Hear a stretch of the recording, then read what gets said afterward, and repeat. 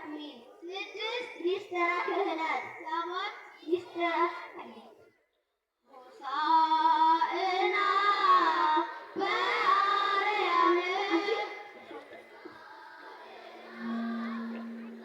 በአርያም ድነት ሆነ ለሁላችን ዛሬ በዓለም አክብሮናል ፈጣሪያችን በኢየሩሳሌም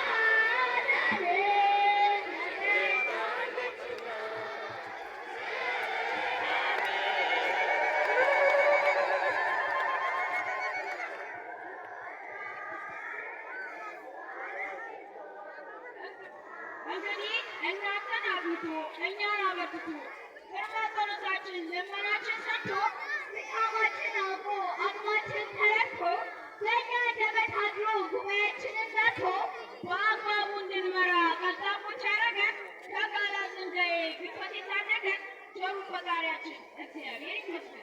ሰዓት ስለሄደ ዝግጅቱን ወህድ መርሃ ግብራችን በዚህ ይጠናቀቅ። ዘንድሮም እንዳምናው ላስተያየታችሁ ማስተካከያችን ገንቢ ሀሳባችሁ ተጽፎ ይድረሰን በሀሳብ ሳጥናችን ጠቃሚ ነውና ለነገው ስራችን እያለን ከዚህ በተረፈ እንወዳችኋለን። ጠብቆ በሰላም ለከርሞ ይበለን። በላቀ ዝግጅት እንገናኛለን። አዎ ጠብቆ በሰላም ለከርሞ ይበለን። በላቀ ዝግጅት እንገናኛለን።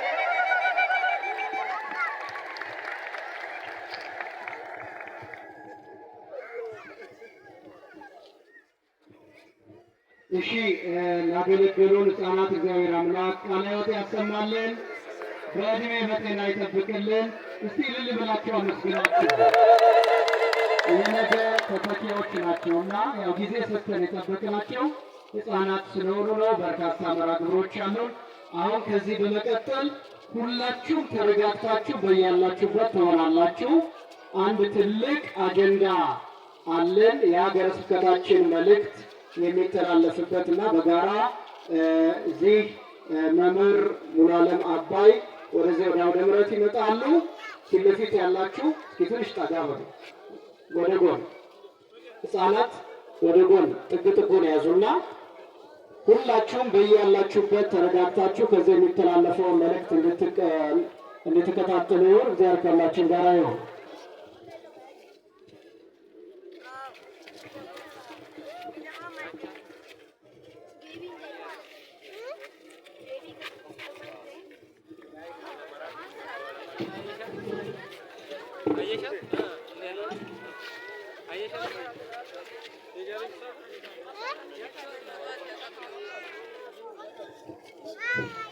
በስመ አብ ወወልድ ወመንፈስ ቅዱስ አሐዱ አምላክ አሜን።